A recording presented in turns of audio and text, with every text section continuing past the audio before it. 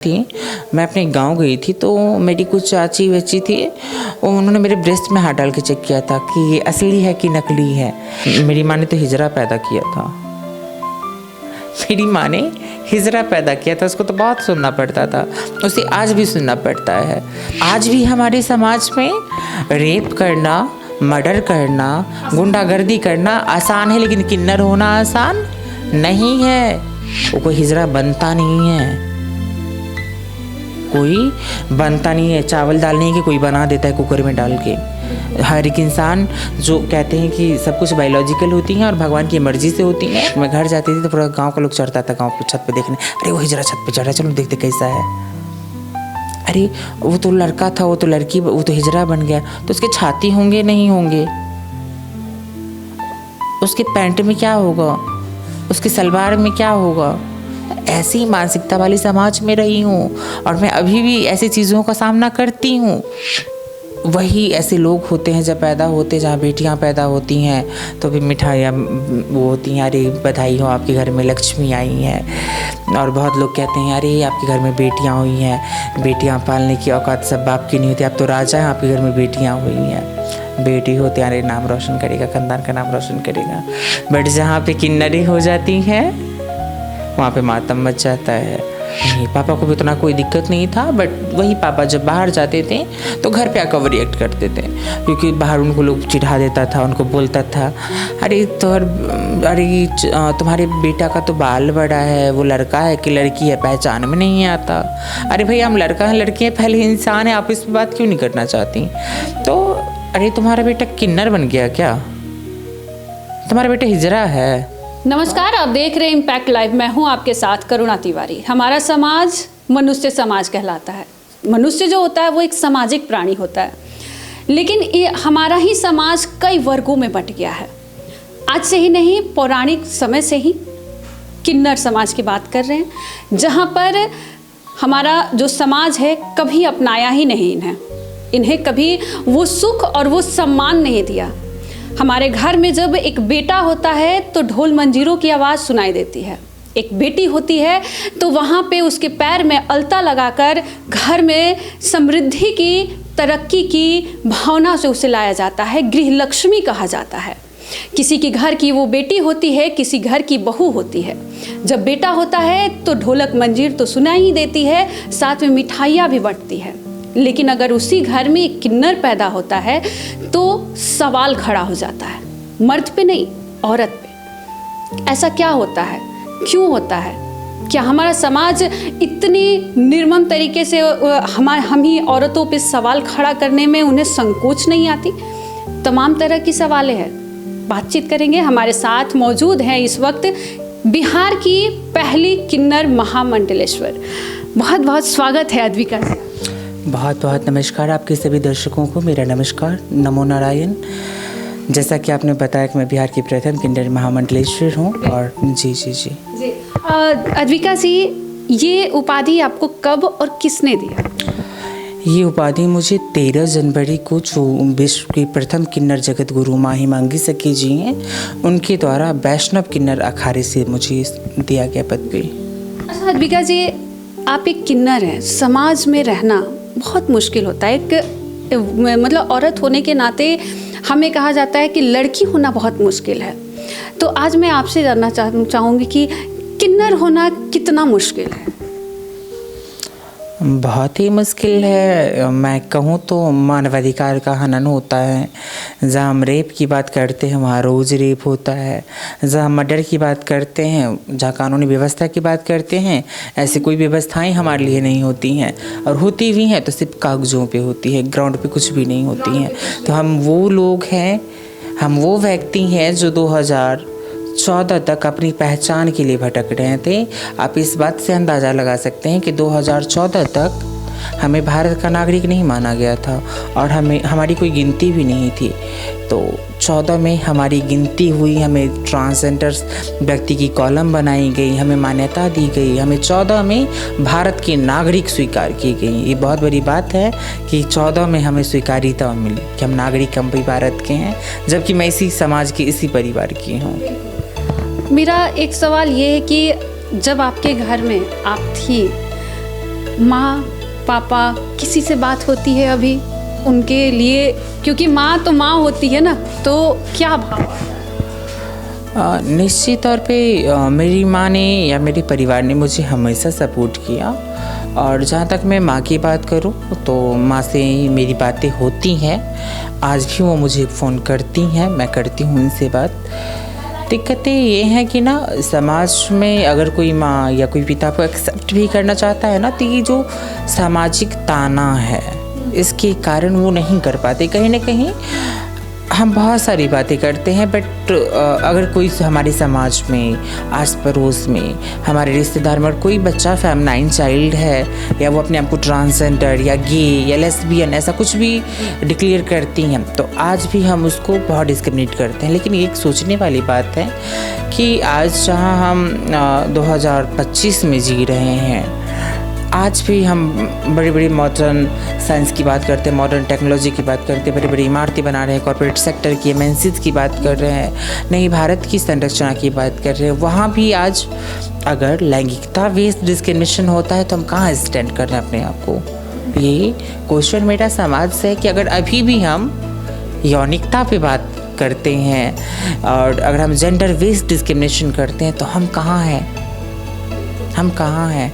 हम तो यही मानते हैं, हम सनातन को मानने वाले लोग हैं, यही मानते हैं कि चाहे पुरुष हो, महिला हो, ट्रांसजेंडर समुदाय हो, चाहे वो कोई चींटी हो या कोई कीड़े हो, सब भगवान की मर्जी की हैं और सब की इज्जत करनी चाहिए। और हम तो वो लोग जो अपनी पहचान खो के बैठे हुए थे समाज में। हम बात करें, आधार कार्ड हम सबके पास है आज। अगर एक व्यक्ति की आधार कार्ड आज खो जाती हैं तो व्यक्ति पूरा परेशान होता है, मेरा आधार कार्ड कहाँ है, मेरा आधार कार्ड कहाँ है, मेरा वोटर कार्ड कहाँ है, मेरा पैन कार्ड नहीं मिल रहा, ये नहीं मिल रहा। सोचो हमारे पास तो कुछ था ही नहीं, उसके साथ हमने वर्षों बिताए हैं, कई 100 वर्षों बिताए हैं। तो ये बहुत ही शर्म की बात है कि आज भी हमें अपनी लैंगिकता के लिए लड़ाई लड़नी पड़ती है। जब आपकी जन्म हुई, जब आप पैदा ले, तो उस घर में जब कब पता चला कि आप ना लड़का है ना लड़की है? क्योंकि एक माहौल क्रिएट हो गया होगा, क्या था वो? देखिए, अगर बाय बर्थ की मैं बात करूं तो जनरली 3 लोग पैदा होते हैं। एक होते हैं जो पुरुष, एक होती हैं स्त्री शरीर के साथ महिला पैदा होती है, और तीसरे बच्चे होते हैं वो इंटरसेक्स बच्चे होते हैं, जो दोनों ऑर्गन्स के साथ भी पैदा होते हैं या किसी एक ऑर्गन्स के साथ भी हो सकते हैं, जो उनका जननांग डेवलप नहीं होता है, जिसको हम इंटरसेक्स बच्चे कहते हैं। लेकिन जनरली हमारे समाज में अभी उन्हीं को ट्रांसजेंडर का टैग दिया जाता है, या सांप्रदायिक लोग जो हैं, सामाजिक लोग हैं, उन्हीं को माँ पेट की हिजरे ऐसे तमाम चीज़ें डिनोट करते हैं, जो कि गलत है।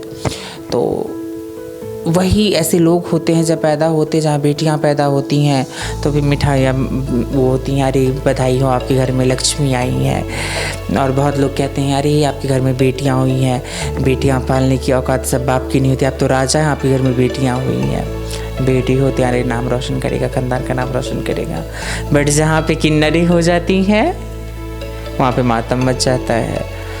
तो आज भी जो किन्नर समुदाय है, जो रोड पे बैठे हैं, जो भिक्षावृत्ति कर रहे हैं, जो सेक्स वर्क कर रहे हैं, ट्रेनों में मांग रहे हैं, ये कौन है? हमारे बच्चे, आपके बच्चे, ये कहाँ जाएंगे? अगर इनको भी माँ बाप एक्सेप्ट करे, सोसाइटी एक्सेप्ट करे, उनको भी वही स्कूल में पढ़ने दिया जाए, उस स्कूल में उनको भी शिक्षा दिया जाए, शिक्षित किया जाए, तो वो कलेक्टर नहीं बन सकते हैं, वो डॉक्टर नहीं बन सकते हैं, वो जज भी बन सकते हैं, वो अपनी मनचाहे क्षेत्र में अच्छा कर सकते हैं। बट कहते हैं पेट जो है उसकी भूख जो है बर्दाश्त नहीं होती, और पेट ऐसी पापी पेट है तो उसको खाना चाहिए। तो जनरली लोग खाने की तलाश में घर से निकल जाते हैं और गलत राहों को चुन लेते हैं, और कोई ऑप्शंस ना होने के कारण ऐसी चीज़ों में फंस जाते हैं। जनरली अगर मैं बात करूँ तो जब मेरे परिवार को पता चला तो मेरे परिवार को कोई दिक्कत नहीं था, बट जो नहीं, पापा को भी उतना कोई दिक्कत नहीं था। बट वही पापा जब बाहर जाते थे तो घर पे आकर रिएक्ट करते थे, क्योंकि बाहर उनको लोग चिढ़ा देता था, उनको बोलता था अरे तुम्हारे बेटा का तो बाल बड़ा है, वो लड़का है कि लड़की है पहचान में नहीं आता। अरे भाई हम लड़का हैं लड़की हैं, पहले इंसान है, आप इस पर बात क्यों नहीं करना चाहती? तो अरे तुम्हारा बेटा किन्नर बन गया क्या? तुम्हारा बेटा हिजरा है? बहुत सारे बूढ़े लोग थे, बूढ़े लोग, ऐसे लोगों की मैं बात कर रही हूँ जिनका एक पैर धरती पे और दूसरा पैर कब्र में होता था। वो लोग ताने मारते थे, अकर बेटा हिजरा है। तो ऐसे ताने सुनने के बाद कहीं न कहीं मेरे जो पिता है उसी पुरुषात्मक समाज के व्यक्ति हैं, तो उनको ठेस लगता था, उनकी पगड़ियाँ नीचे गिर जाती थी, उनका नाक कट जाता था। फिर उसके बाद मुझे कई बार घर में मारपीट का भी सामना करना पड़ा, कई बार टॉर्चर भी हुई, लेकिन मैं काफ़ी डटी रही और मैं पढ़ी लिखी भी। माँ की सपोर्ट की वजह से, परिवार की सपोर्ट की वजह से मैं पढ़ पाई और शायद मैं आज मैं जहाँ स्टेबल हूँ उन्हीं की बदौलत खड़ी हूँ। माँ को कितना ताना सुनना पड़ा? पापा ने तो आके रिएक्ट कर दिया, उनकी पगड़ी गिर गई, लेकिन एक माँ जो 9 महीने गर्भ में लड़का हो या लड़की दोनों को पालती है या फिर किन्नर हो, खून पानी पसीना सारा चीज़ एक गर्भ के अंदर, वो सारा एक ही चीज़ लगता है। हम हो या लड़का हो या आप हो, माँ को कितना सहना पड़ा? पिता का ताना, दादी का ताना, समाज का, रिश्तेदारों का। ये बहुत बड़ी क्वेश्चन आपने पूछा, क्योंकि जनरली अगर हम समाज में बात करें तो अगर किसी का बच्चा रेपिस्ट निकल जाता है तब भी उसको हम माँ बहन की ही गालियाँ देते हैं, पिता को गाली नहीं देते हैं, दादाजी को गाली नहीं देते हैं। बट महिलाएं हमेशा गालियों में रही है। जबकि मैं बात करूं तो हर समाज की जननी महिला है, पुरुष की जननी महिला है। महिला ना हो तो किसी पुरुष के व्यक्तित्व नहीं रह जाएंगी। अगर महिलाओं की बात करें तो महिलाएं दादी रूप में, नानी रूप में, बहन रूप में, हर रूप में, माँ भगवती के रूप में, माँ सीता के रूप में, हर रूप में महिलाएं पूजनीय हैं। इसके बाद भी हमारे समाज की विडंबना है कि हम माँ करके ऐसे गाली देते हैं, बी करके ऐसे गाली देते हैं। अगर हम ऐसी गाली यूज़ कर रहे हैं तो बहुत ही गलत है। और मैं अपनी जहाँ तक माँ की बात करूँ तो नॉर्मल अगर बच्चा बदमाशी करता है तो भी माँ बहनों को गाली पड़ती हैं। मेरी माँ ने तो हिजरा पैदा किया था, मेरी माँ ने हिजरा पैदा किया था, उसको तो बहुत सुनना पड़ता था, उसे आज भी सुनना पड़ता है, बट आज कम सुनना पड़ता है। एक टाइम था कि आज भी अगर हम बात करें तो हमारे जो नानीहाल वाले लोग हैं वो हमसे बात नहीं करते, नहीं। अभी भी मेरे 2-3 मामा हैं, उसमें से एक मामा को बहुत ऑब्जेक्शन है, तो एक भी उनको ऑब्जेक्शन है। हाँ ऑब्जेक्शन है। मेरी दादी की मृत्यु हुई थी तो मेरे नाना जी आए थे, तो मैं नाना जी को प्रणाम की थी, मैं उस टाइम घर पे थी।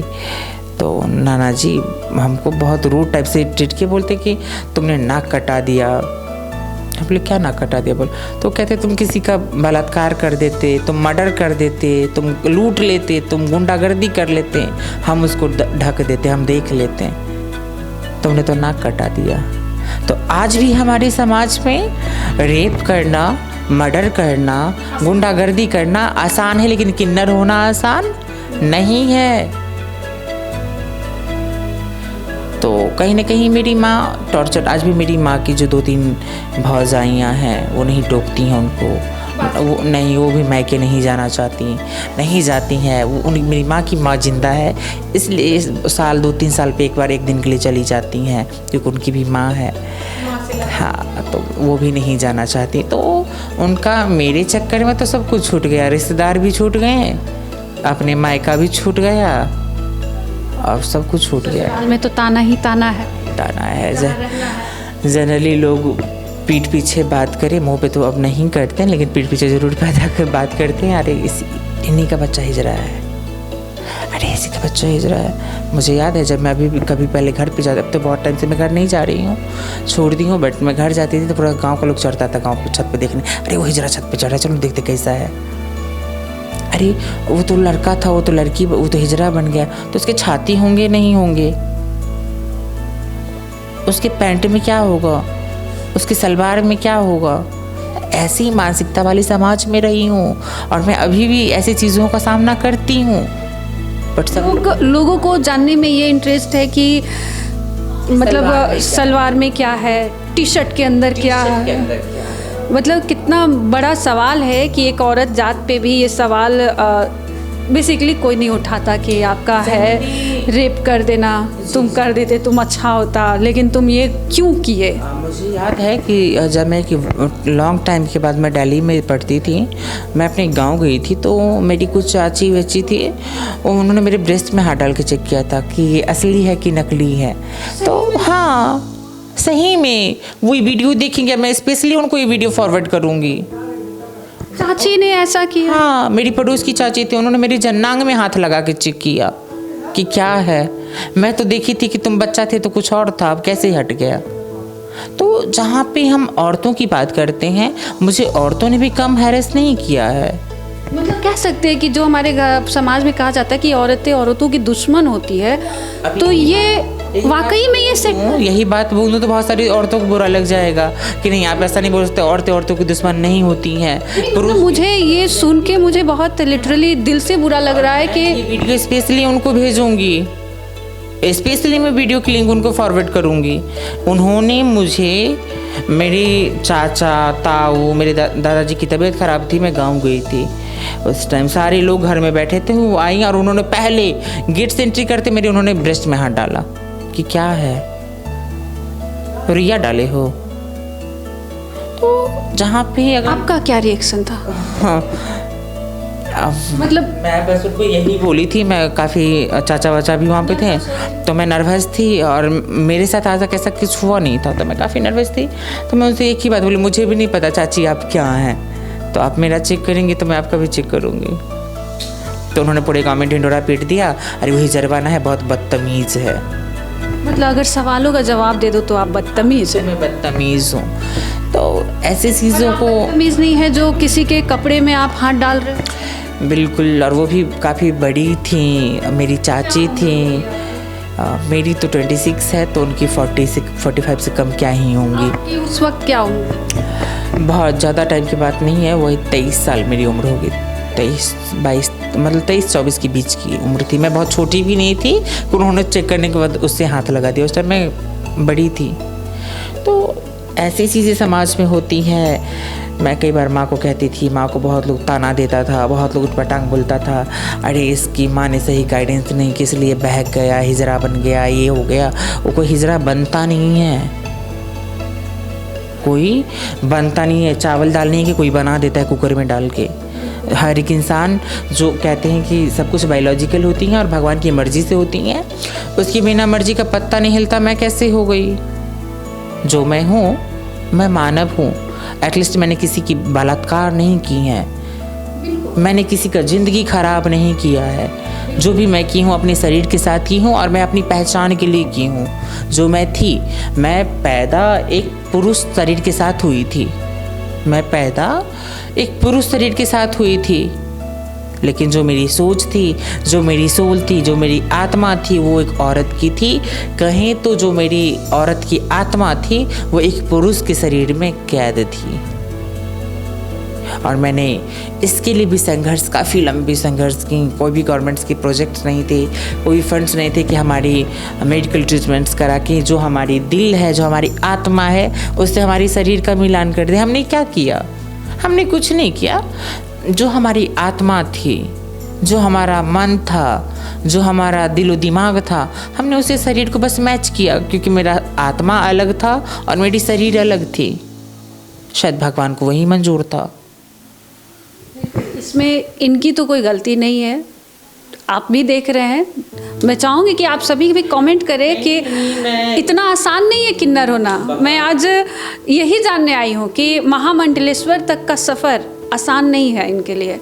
अभी तक जितना भी आपने सुना, उसमें हमने सुना जितना, अद्विका जी आपको मतलब लिटरली मेरे सारे रोंगटे खड़े हैं। और आज भी क्या बताऊं, जो मेरी माँ है वो मेरे पे बहुत प्राउड करती हैं, बहुत प्राउड करती हैं कि चलो हमने कोई ऐसा कदम नहीं उठाया हो जिससे उनको शर्मिंदगी का सामना करना पड़ा हो। चलो हम उनसे पूछना चाहते हैं जो निर्भया हत्याकांड किए, जो ऐसे तमाम चीज़ किए, जिन्होंने लड़का होने के बावजूद एक लड़की का ज़िंदगी खराब। कोलकाता में जो रेप हुआ डॉक्टर के साथ, उसके रेपिस्ट को, मैं ऐसी तो नहीं हूँ, मैं तो ऐसी नहीं। मैं तो कहती हूँ कि आपसे अच्छी मैं हिजरे समाज की होने के बाद, मैं किन्नर हूँ, मैं हिजरा हूँ, मैं जो हूँ, मैं आपसे अच्छी हूँ। मैं किसी का ज़िंदगी ख़राब नहीं की। और मेरी माँ इस चीज़ को लेकर प्राउड करती है कि चलो कम से कम मेरा बेटा नहीं, बेटी ही सही, किसी की ज़िंदगी तो ख़राब नहीं की है। तो मैं आज भी आपके चैनल के माध्यम से कहना चाहती हूँ कि ऐसी समाज, जो हमारी मानसिकता है समाज समाज में, उसको चेंज करने की आवश्यकता है। और आसपास क्षेत्र में कहीं भी ऐसे बच्चे आपको फेमिनाइन चाइल्ड दिखते हैं या ट्रांसजेंडर्स हैं, तो उनको कैसे समाज में हम इज्जत दिलाएं, सम्मान दिलाएं, ये देखना है। और कैसे हम उनको एजुकेट करवा पाएँ, उनको फैमिली में उनको एक्सेप्ट करवाएं। अगर मान लीजिए कि उनकी परिवार भी उन्हें भगा रहे हैं, तो आप सारे समाज को बैठना चाहिए कि नहीं भगाओ, ये भी हमारे समाज का है, ये पढ़ेगा तो शायद ये पढ़ लिख के आगे कुछ करेगा। आज हमारे समाज के लोग अधिकारी हैं, बीपीएससी में भी अधिकारी हैं, बीपीएससी करके बैठी हैं, यूपीएससी की हैं, एक जज हैं, एडवोकेट है, बिहार में देख लीजिए दरोगा हैं, कई लोग अभी कांस्टेबल के लाइन में लगे हुए हैं, कई लोग एक्टिविज्म के लाइन में हैं। तो कहीं न कहीं शिक्षित हैं तभी वो थे। तो शिक्षा बहुत ज़रूरी है। अगर ऐसे व्यक्ति गांव में हैं तो उनको भगाने से बेहतर है कि उनको पढ़ाया जाए और सामाजिक तौर पे उसको एक्सेप्ट किया जाए, वो अच्छा करके नाम रोशन कर सकता है आपकी समाज। आप पहली महामंडलेश्वर बने, एक फील होता है कि मैंने बहुत संघर्ष किया, मेरी जो एम थी वो मुझे मिले, है ना। एक होता है ना कि जड़ से, रूट से इंसान खड़ा होता है तो पता चलता है कि मैं यहाँ थी, आज मैं वहाँ हूँ जहाँ मुझे होना चाहिए, मैंने कुछ भी गलत नहीं किया। कैसा लगता है महामंडलेश्वर की जिम्मेदारियाँ क्या होती हैं? देखिए, मैं बात करूं अगर सनातन धर्म की, तो मैं बहुत शुक्रगुजार हूं सनातन की, सारे सनातनी भाइयों की। मैं सनातन के जितने भी हमारे व्यक्ति हैं, जितने ऋषिगण हैं, मैं सबको धन्यवाद करती हूँ। सनातन वो धर्म है जिसने हमें इज्जत दिया। मैं आज इतने अछूत होने के बावजूद समाज ने मुझे, सनातन ने मुझे समेटा। सनातन है तो किन्नरों का अस्तित्व है।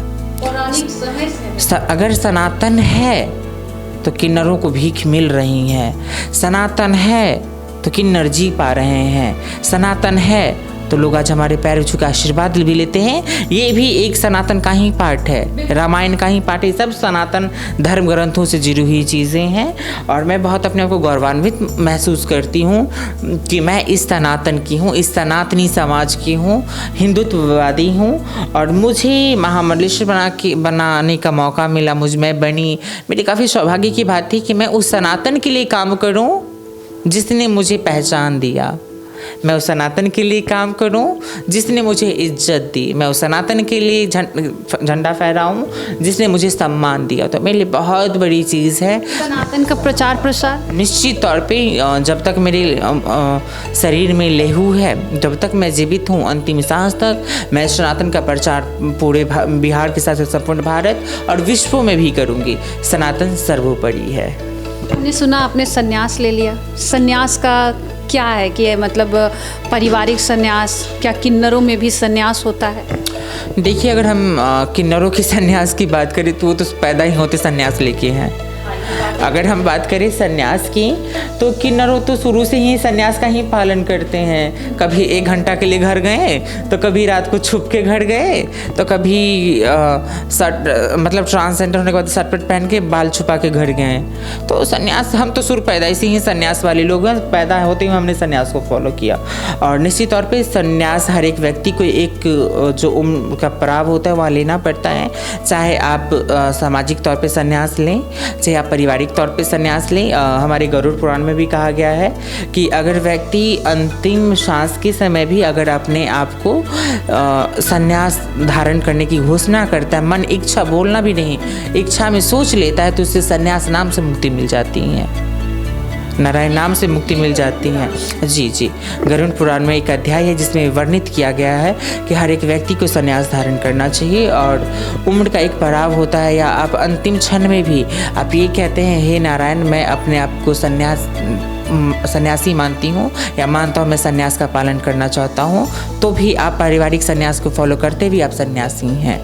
तो मुझे लगता है कि सबसे बड़ा सन्यास है कि आप जिनको भी मानते हैं, जो आपके इष्ट देव है, महादेव, माँ भगवती, आप जिनको भी मानते हैं, उनकी आप दिल से श्रद्धा से पूजा करें, उनको श्रद्धा से माने, उनकी दिल से स्वीकार करें, पूजा करें। उनके बहुत मैं ग्रंथ की ज्ञाता नहीं हूँ, लेकिन मैं महादेव को बहुत अच्छे से मानती हूँ, माँ भगवती को मानती हूँ, बहुत श्रद्धा है। मुझे लगता है कि वही मेरा सबसे बड़ा संन्यास है। माता भगवती और महादेव ये तो अर्धनारीश्वर कहलाते हैं, और नारायण की बात करें तो शिव और शक्ति और नारायण और लक्ष्मी सब एक ही रूप।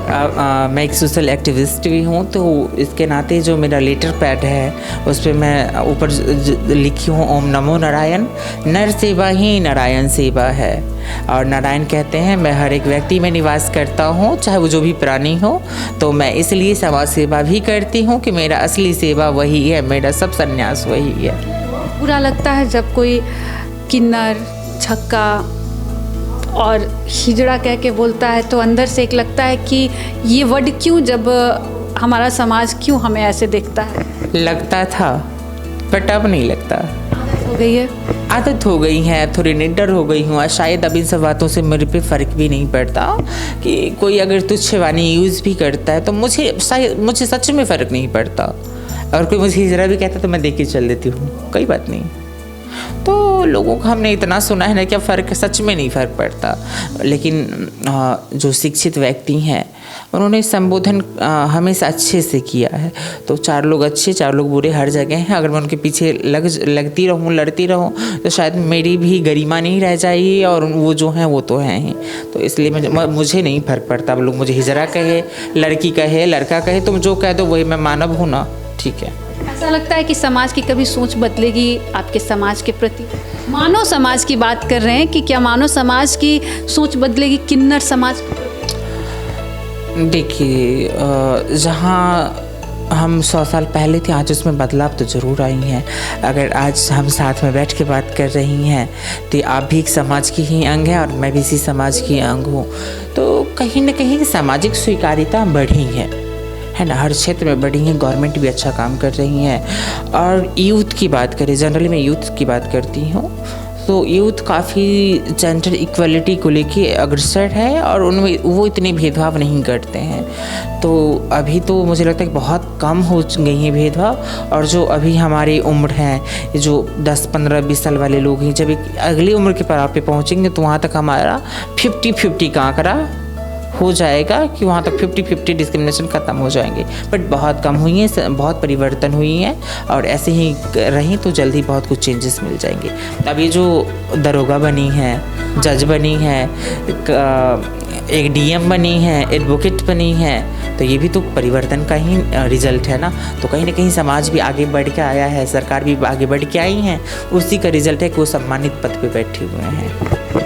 देखिए, बहुत बड़ा सवाल खड़ा होता है हम ही के ऊपर। हमारा जो समाज है ये मानव समाज है, लेकिन जो वर्गों में बांट दिया गया है ना, ये सबसे बड़ा सवाल खड़ा कर दे रहा है। हम लोग हर रोज़ राजनीति के ऊपर बात करते हैं, समीकरण के ऊपर बात करते हैं। इस जात में इतना समीकरण में इस बार चुनाव में होगा, इनकी भी योगदान होती है, ये भी वोट करते हैं। इस बार विधानसभा चुनाव है, इसमें आप कुछ राजनीतिक आपका भी कुछ है?